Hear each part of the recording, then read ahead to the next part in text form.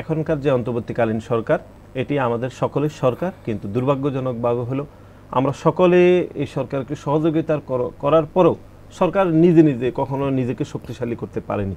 সকল রাজনৈতিক দলের, সকল গণমাধ্যমের কর্মীর, সকল মানুষের প্রবল সমর্থন থাকার পরও এটি পৃথিবীর সবথেকে দুর্বল সরকার। দুর্বল মানে এত মানুষ সমর্থন করছে, গণ অভ্যুত্থানের সকল শক্তি তারকে সমর্থন করছে, কিন্তু সরকার নিজে নিজে শক্তিশালী হতে পারছে না।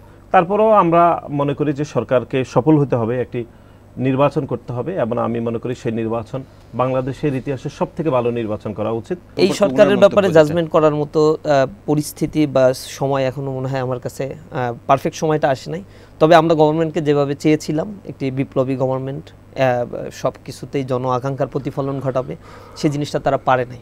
অনেক ক্ষেত্রে কিছু কিছু উপদেষ্টা নিজেদের আখের ঘোষানোর জন্য কিছু দলের প্রতি সফট কর্নারের জায়গা থেকে সেই দলীয় এজেন্ডাকে প্রায়োরিটি দিয়ে কাজ করাকে গুরুত্ব দিয়েছে। আওয়ামী লীগের মধ্যে যারা গণহত্যার সাথে জড়িত ছিল, এদের ব্যাপারেও সরকার নমনীয় ভাব প্রদর্শন করেছে। তবে তারা যে একেবারেই ব্যর্থ, চূড়ান্ত অরাজক পরিস্থিতি সৃষ্টি হয়েছে বাংলাদেশে এটা বলবো না। অর্থনীতির অবস্থা প্রচণ্ড টালমাটাল অবস্থা ছিল, সেখান থেকে অনেকটাই রিকভারি করেছে। এটা এখনো জাজমেন্ট মনে হয় না করার মতো সময় আসছে। তবে তারা ব্যর্থতা সফলতা এটা যদি বলি 50-50-র মতো।